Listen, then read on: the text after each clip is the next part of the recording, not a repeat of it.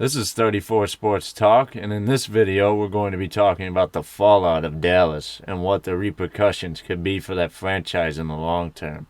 We'll get into it. Dallas is a great franchise, but they've had a lot of bumps in the road, and here's another bump that they're going to have to either push through or will take them down in a fiery inferno.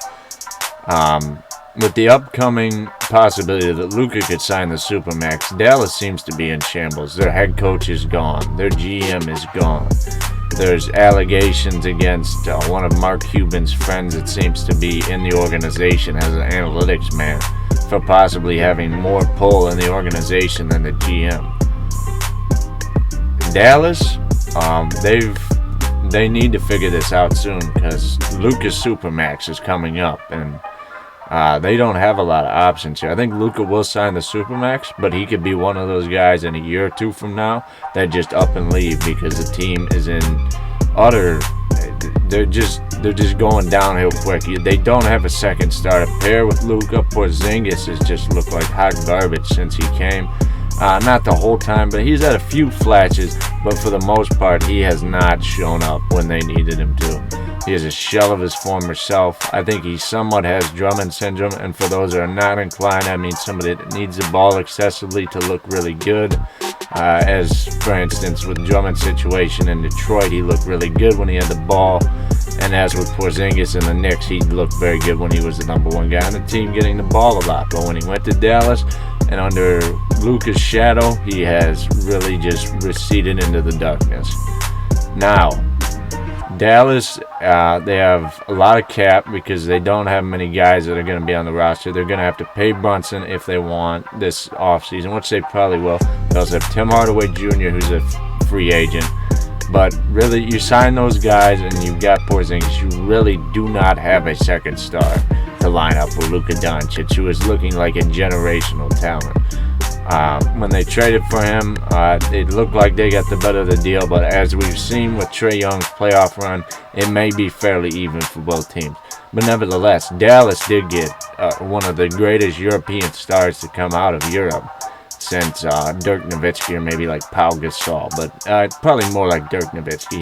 Luka's a new age type of Euro guy. You'd see the Euro big man. I mean, even Detroit took a leap at the Euro big man trying to draft the next Dirk with Darko, but people rarely found anybody that could get to Dirk's level. Nobody did. I mean, there was Bargnani for the Raptors, like I said, Darko, but finally Dallas was able to trade up or trade down. I think they traded up. Yeah, they had the 5th pick to grab Luka Doncic, and the franchise looked like they were on the upward turn. But after these few moves here, most specifically the Porzingis trade, their assets just really have not shown themselves. I mean, Porzingis is awful. He's not going to fit next to Luka. He's just getting really irritated.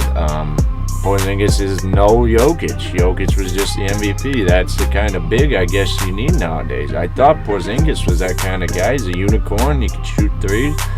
But on Dallas, he's looked like almost like a role player. There's lots of guys I could see that would be better at that 4 position, and it's just crazy for me to think of a guy that had such a high ceiling just regressing this hard.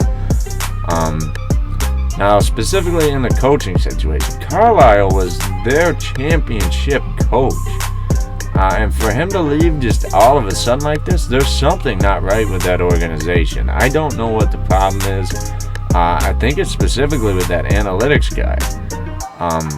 But Carlisle's had a lot of pressure on him to play Porzingis, and I think he just doesn't want it. He knows he can go somewhere else. I've heard, while the Bucks were possible to fire Budenholzer previously to them winning the last series, but since then, it's looking like the Pacers' job is a possibility for Carlisle here. But I did not foresee him leaving Dallas. Dallas was a good spot for him. He had a lot of success, and they liked him there, but he was just tired of the crap from the looks of it. It sounded like that analytics guy is a really annoying dude. I don't say his past tense because he's still with the organization. And that also, the analytics guy not only led for them to fire Rick Carlisle, they didn't fire Rick, left on his own, my bad.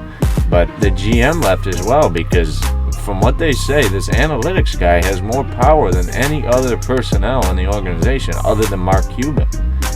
One of the last straws for a lot of these guys, and then the after effects from it, which eventually led to them just saying forget it, was during the draft when the analytics guy, I guess, went around everybody and drafted Josh Green over what would be the next pick of Sadiq Bey, which for my Pistons, I'm very glad that they didn't take Sadiq Bey. But looking at his stats and his production, it very well blows Josh Green out of the water. I don't know if Josh Green could turn around eventually, but Sadiq Bey could have definitely been a second guy next to Luka Doncic. But now that is long gone. That's Detroit's, man. Detroit's going to pay that dude, hopefully. I mean, that's not for this video, but Dallas got to figure that out. You've got arguably the most sought-after guy going forward that people are going to want to build around, and you could have possibly just destroyed it here with letting this analytics guy. I hate analytics people to an extent. I mean, hate is a big word, but they do not care for any tradition. They dislike guys like Sean Livingston, who shot the mid-range fairly effectively, arguably the best mid-range shooter I've ever seen, just purely from the mid-range. I mean, I will say my window is in the 2000s, and I've seen I watch a lot of old film, but the best one I've seen has been Sean Livingston. Also, don't like guys like DeRozan that can shoot the mid-range. Didn't like it in specifically Houston with Daryl Morey when Carmelo Anthony, whose jumper from the mid-range is fairly wet. They would not let Melo shoot the mid-range. They want him to just jack threes. I mean, that doesn't make a lot of sense. I mean, even like a guy like Russell Westbrook, who shoots threes and really shouldn't be shooting threes. He shoots about 26%. They need to just let those guys play their game and let the team figure out around that. And if they don't like that type of stuff, trade the guy off to somewhere else that will. The analytics guys, over the last few years, I think have really been getting on people's nerves because they've seen that they've got a hold on the league, and they think they can go so far. But this guy in Dallas really has overstepped his bounds, and I think Cuban, if he is a partial owner, this analytics guy, will have to ask him to take a silent partner. Now, do I think he's a partial owner? No, I think he's just buddy-buddy with Mark Cuban, and Mark is letting his personal life get ahead of his basketball life. And it's now detrimental to the team to the point where you have to find a new head coach in a year when there are 6 other teams looking for a head coach, and you also need to find a new GM in the next 3 or 4 months here to get ready for the draft, where you miserably failed because of this analytics guy in picking a good player in the first round last year, in a team that was on the preface of beating the Clippers, not quite, but almost twice. I was pretty high on Dallas, but the more I see coming out of here, I've got to see some change for me to have faith in that team going forward, because this roster is not going to get it done. It is, I mean, maybe in the East, but not in the West. You're going to get just, I mean, they made the playoffs, but that's first round, and exits are going to be their destiny if they don't figure this out. And their destiny, if it is first round exits, will be Luka Doncic on another team, probably playing them and dropping 40 every time he plays them. So yeah, if you're a Dallas fan, I feel bad. I know as a Detroit fan, we went through a lot of hardships ourselves, but you guys, there's always a light to the end of the tunnel. You just hope the light at the end of the tunnel isn't 25 years from now. But yeah, hope you guys enjoyed the video. Please feel free to like, comment, and subscribe. But yeah, have a nice day, everyone.